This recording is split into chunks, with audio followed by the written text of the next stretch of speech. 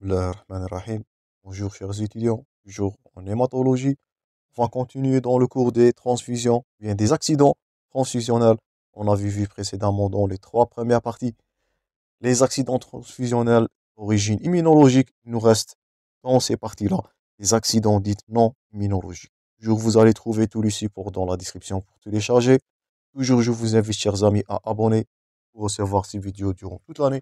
N'oubliez pas, toujours comme d'habitude, un maximum de j'aime, un maximum de partage pour que ces vidéos atteignent le maximum des étudiants le plus tôt possible.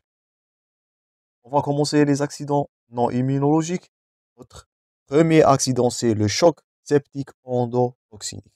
Je vous invite à consulter dans la playlist infectiologie où on a abordé les états de choc en détail. On avait dit que c'était les bacilles à gram négatifs qui ont été la cause.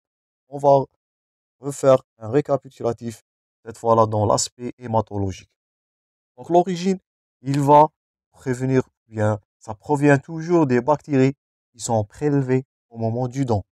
Donc c'est le donneur qui va pousser ou bien qui va transmettre ces infections, ces agents pathogènes-là, dû à un lac, un manque d'hygiène, un manque d'asepsie. C'est pour cela qu'on a insisté sur la sepsie totale dans le sont surtout CGR.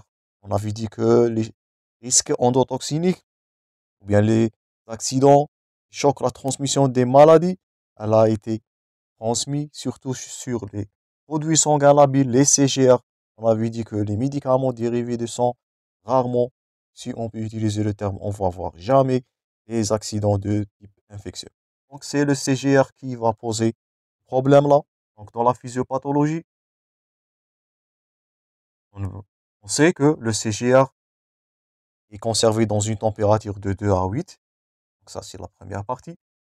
La plupart des bactéries ne vont pas pousser au-delà de 4 degrés, sauf certaines bactéries qui sont virulentes. Là, c'est la Yersinia enterolytica, certains bacilles à gram négatifs. Et le caractéristique de ces dernières, je vous invite à consulter le cours infection à bacilles gram négatifs. On avait dit que parmi leurs caractéristiques, ils ont un pouvoir endotoxinique qui est très virulent. Donc, ce sont les endotoxines qui vont être responsables de cet état de choc endotoxinique. C'est les BGN, les bacilles à gram négatifs. Sur les culoplaquettaires, c'est plutôt plus facile pour que ces bactéries-là vont pousser. Pourquoi?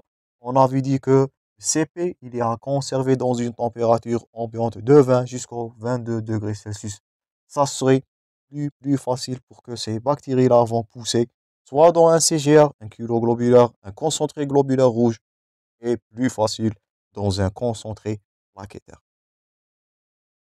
Donc c'est le choc endotoxinique qui est la première, ou bien le premier accident le plus fréquent à cause d'un manque d'asepsie, mauvaise hygiène, mauvaises conditions de transport. Et pour cela, on a insisté de les lois qui vont réguler, donc, qui vont réguler les transfusions sanguines. Tout ça, on a abordé précédemment. Donc, dans la clinique, dès le début de la transfusion sanguine, le patient va subir des frissons intenses et prolongés, avec ou sans fièvre.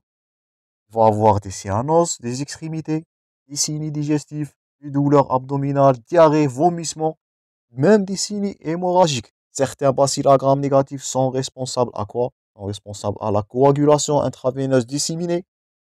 Donc, les signes hémorragiques, collapsus, voire oligo-anurée, voire l'anurée totale, qui est le signe d'état de choc et qui va témoigner de la gravité de cet accident-là. Donc, le choc septique, il est dû généralement à bacilles gram négatifs.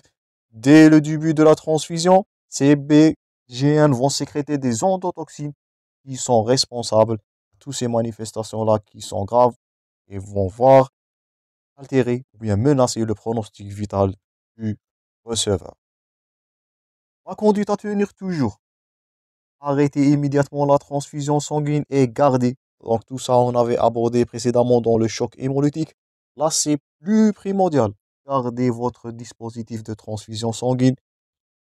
Ne retirez pas les cathéters ou bien les aiguilles. Faites attention. Donc là, le choc Cet état de choc va donner un collapsus veineux sévère et ça serait très difficile de repiquer le patient là. Donc faites attention, arrêtez toujours, ça serait un récapitulatif, arrêtez la transfusion, gardez les dispositifs de la transfusion sanguine, déclaration obligatoire, alertez le médecin de l'hémovigilance, soit dans l'établissement hospitalier ou centre de transfusion sanguine. Et là, le traitement sera posé sur les mesures de réanimation. Donc, c'est pour cela on a insisté pour garder la voie veineuse. Traitement symptomatique de la fièvre, des douleurs, des troubles de transit. Et bien sûr, toujours dépister. Envoyer la poche au laboratoire de bactériologie et de l'immunohématologie pour rechercher quel est l'agent pathogène qui est responsable de cet état de choc endotoxinique qui est une urgence vitale, qui est un accident malheureusement grave lors des transfusions. Donc, un collapsus vasculaire, est signé d'état de choc qui varie d'une simple douleur, voire un arrêt circulatoire et ou respiratoire qui est grave. Donc, c'est une menace vitale. Donc, votre conduite à tenir, dépister l'agent pathogène, faire surtout des hémocultures de la poche du malade. Donc, on avait dit cela, ce sont des bactériémies surtout. Donc, c'est le recours à l'hémoculture. D'abord, ce sont deux hémocultures qui vont être examinées de façon directe à un intervalle d'une heure. Et bien sûr, bloquer tous les produits sanguins qui ont mis ou bien qui ont été extractés du cet donneur-là. Là, c'est le risque de la dissémination des maladies infectieuses. Donc, premier accident hémorragique à éviter, plutôt premier accident transfusionnel non immunologique, c'est l'état de choc septique dans ce cas-là. Je répète, vous pouvez consulter les deux cours des sepsis à bacilles gram négatifs et les états de choc sont toujours disponibles dans la playlist d'infectiologie pour mieux comprendre. Donc faites attention, toujours je répète, arrêtez immédiatement la transfusion, gardez les dispositifs, surtout devant un état de choc. C'est une menace vitale. Si vous enlevez voie veineuse, ça serait très difficile, voire presque impossible de repiquer le patient là pour administrer les mesures de réanimation adaptées, faire votre hémoculture, et ça c'est médico-légal, et bien sûr, bloquer tous les produits sanguins qui ont été admis de ce donneur-là pour limiter les accidents transfusionnels, lutter contre les accidents transfusionnels. Donc, premièrement, le choc septique, toujours nous sommes dans les accidents transfusionnels dits non immunologiques. J'espère que c'est clair pour les états de choc. Vous pouvez les consulter dans les playlists comme je vous ai dit. Deuxièmement, on parlera du choc anaphylactique. Il y a une réaction allergique. Ça, c'est du choc anaphylactique. Donc là, il est dû à la présence chez le receveur là. Donc là, il n'y a pas d'infection. C'est une réaction, je répète, allergique. Il existe là des anticorps de type IgA. Donc ça, c'est de l'immunologie. Je répète, donc là, c'est choc anaphylactique, c'est les réactions d'hypersensibilité de type 1. Qu'est-ce qu'on va noter là? La présence dans le receveur, ou bien chez le receveur, des anticorps de type IgA.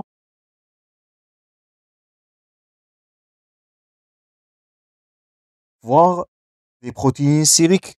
Donc, on note là les anticorps anti-IgG, aptoglobine, le fragment C4 du complément. Donc, tout ça, ça va être contributif dans la réaction immunitaire. Je répète, hypersensibilité. Donc là, c'est pas un accident immunologique. Là, c'est un accident dit allergique ou bien anaphylactique.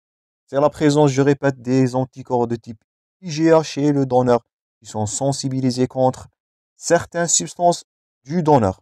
Ces substances-là peuvent être des médicaments, des aliments, donc n'importe quelle substance peut être allergène chez le receveur, ou, ou bien les produits chimiques qui sont utilisés pour la fabrication des dispositifs, ou bien parfois le traitement des produits sanguins labiles. Donc tout médicament, tout produit qui est utilisé dans la fabrication des produits sanguins labiles, nous allons voir l'existe de multiplicité de réactions immunologiques ou bien allergiques. Parfois, c'est de la réaction contre le latex, contre le citrate, contre n'importe quel médicament, voire même des aliments dans le sang, même du donneur. Donc là, c'est une réaction allergique. On parlera, je répète, d'un choc anaphylactique médié par les anticorps anti-IgA chez le donneur. Les signes cliniques, ils varient. Là, on peut noter un prurite, voire un urticaire, parfois une hypothermie, plutôt hyperthermie, voire la forme grave, qui est là, l'œdème de King, qui est une urgence, c'est un état de choc de type anaphylactique. Je répète, l'allergie peut varier d'une simple prurite, voire l'état.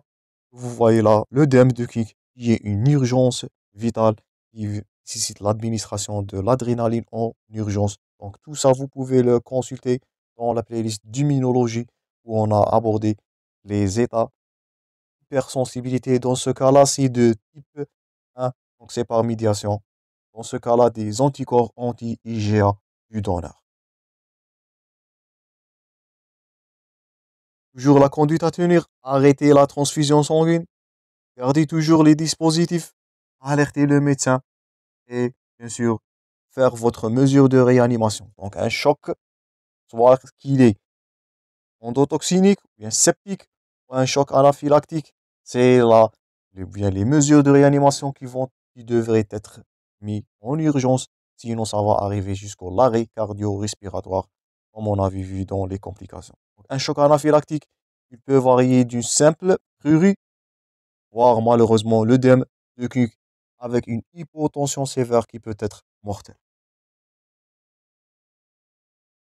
Le traitement là, il est symptomatique. Donc là, vous voyez l'œdème avec les prurites. Le traitement là, il est symptomatique. Les antihistaminiques et les corticoïdes, voire même parfois dans certains des cas, je répète, dans une hypotension sévère, c'est le recours à l'adrénaline en IV en urgence. Ça à garder en tête. Donc toujours envoyer le prélèvement vers le laboratoire d'immunohématologie, bien d'immunologie, rechercher un déficit en IgA ou des anticorps anti-IgA dirigés contre le sang du donneur. Dosage des IgE total, on avait dit que là, il s'agit d'une réaction hypersensibilité de type 1, c'est la médiation des immunoglobulines de type IgE, et comme prévention, et pour cela, on avait parlé des produits sanguins, ce qu'on va utiliser, des produits sanguins qui sont déplasmatisés. C'est la plasma qui contient les protéines, donc soit de l'hémoglobine, l'aptoglobine, la plasma, ou bien le plasma, c'est le lieu de la présence de protéines. Ces protéines-là sont très, très immunogènes. Ils peuvent être donnés soit, comme dans ce cas-là, un état de choc de type anaphylactique, une réaction immunologique plutôt allergique de type 1 par médiation des anticorps IgE. La prévention là, utiliser des produits sanguins labiles qui sont déplasmatisés pour prévenir cet état de choc anaphylactique. Donc là, vous voyez le dosage des IgE pour déceler, pour rechercher la cause de choc, dans ce cas-là qui est anaphylactique. Autres accidents qui sont non immunologiques, c'est la réaction transfusionnelle hypotensive isolée, qui est due à la libération des bradykinines.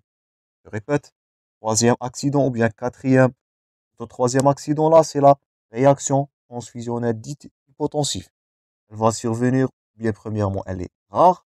Elle survient dans ce cas-là, dans la transfusion, c'est pas du plasma, c'est pas du concentré globulaire rouge. Là, c'est la transfusion des plaquettes.